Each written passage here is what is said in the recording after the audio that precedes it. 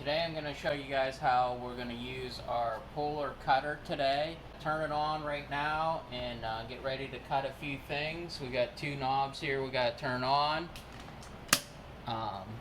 We got to turn this one on and wait for the motor to come up to speed. It uses a boosting power to get up to speed, and then it goes up to full speed.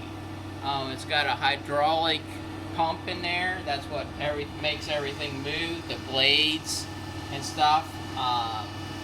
We're going to have to turn on the screen also.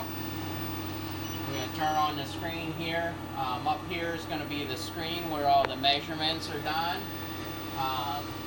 We're doing one simple cut today, but we can program up to 150 different cuts in one program, and it'll automatically adjust the back gauge, which the back gauge is down in here.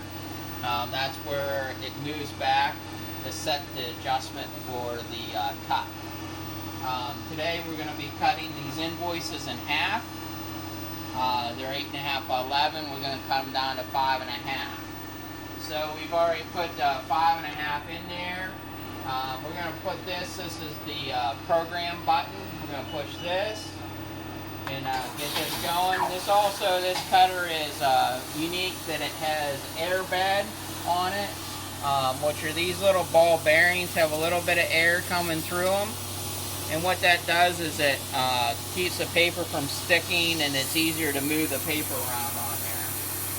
So I'm going to grab approximately, these are about 500 sheets.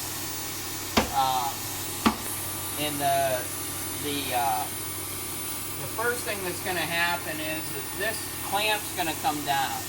That clamp is what holds the paper from actually scooting out as it's cutting, because when your cutter comes down like this, it wants to pull that page out. So we're keeping it from pulling out with the clamp. Now we can adjust that to different pressures. And it's set at 3,000 pounds right now. That's quite a bit of pressure, and it would take your finger right off. So this has a lot of safety features on it, and one of the safety features is that it has these light sensors right here, and as soon as you put your hand across there, that red light comes on, everything stops. The blade stops from cutting down, everything turns off. The other thing that it also has two cut buttons, so you have to have physically both hands on that cutter. You can't do anything, you can't cut without pushing both at the same time. So at this point, we're going to cut these in half. It's a pretty quick process, and that's a whole ream of paper, so it's pretty impressive.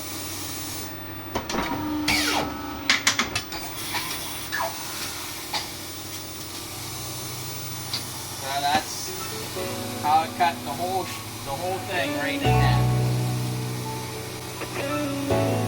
No problem whatsoever.